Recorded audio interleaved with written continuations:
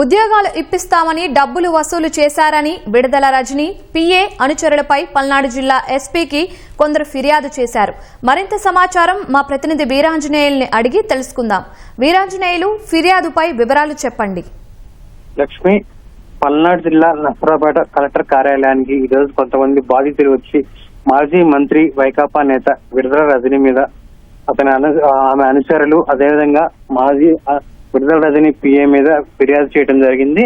అయితే వైసీపీ ప్రభుత్వం హయాంలో ఉద్యోగాలు ఇప్పిస్తామని చెప్పి వీరంతా కూడా బాధితుల దగ్గర పెద్ద మొత్తంలో డబ్బులు వసూలు చేసినట్టు కూడా వారంతా ఆరోపించారు. అయితే దాదాపు సుమారు పెద్ద సంఖ్యలో అంటే 5 కోట్ల రూపాయల మేరకు ఇలా ఉద్యోగాలు ఇప్పిస్తామని చెప్పి బాధితుల దగ్గర నుంచి మాజీ మంత్రి విడుదల రజని అనుచరులు అదేవిధంగా అతని పిఏ వీరంతా కూడా కలిసి తమను నమ్మించి మోసం చేశాయి. మా దగ్గర దాదాపు 5 కోట్ల రూపాయలు వసూలు చేశారని చెప్పి కూడా బాధితులు కలెక్టర్ కార్యాలయంలో కంప్లైంట్ చేశారు.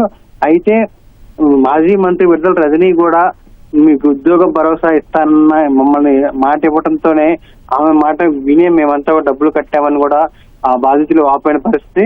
ప్రధానంగా చూసుకుంటే ఈ కేసులో మొత్తం శ్రీ గణేష్, అతని తమ్ముడు కుమారస్వామి, అదేవిధంగా విడుదల రజని మా పిఏ మానుకొండ శ్రీకాంత్ రెడ్డి, దొడ్డా రామకృష్ణ తదితరులు ఈ ఉద్యోగాలు ఇస్తామని నమ్మించి తమ దగ్గర పెద్ద మొత్తంలో డబ్బులు వసూలు చేశారని, అందుకే మేము మాజీ మంత్రి విడుదల రజనీని చూసి ఆ డబ్బులంతా కట్టామని కూడా వాళ్ళంతా ఆరోపిస్తున్నారు. అయితే ఎప్పుడైతే ప్రభుత్వం మారిందో అప్పటి నుంచి వైకాపా నేతలు ఎవరూ కూడా తమ దగ్గర డబ్బులు తీసుకున్న వాళ్ళు తిరిగి మాకు ఫోన్ చేసినా స్పందించకపోవడము, ఫోన్ ఎత్తకపోవడము, తర్వాత కొంతకాలానికి ఫోన్ కూడా స్విచ్ ఆఫ్ చేస్తున్నారని, దీంతో మాకేం చేయాలో తెలియని పరిస్థితి ఎదురైందని వాళ్ళంతా కూడా వాపోతున్నారు.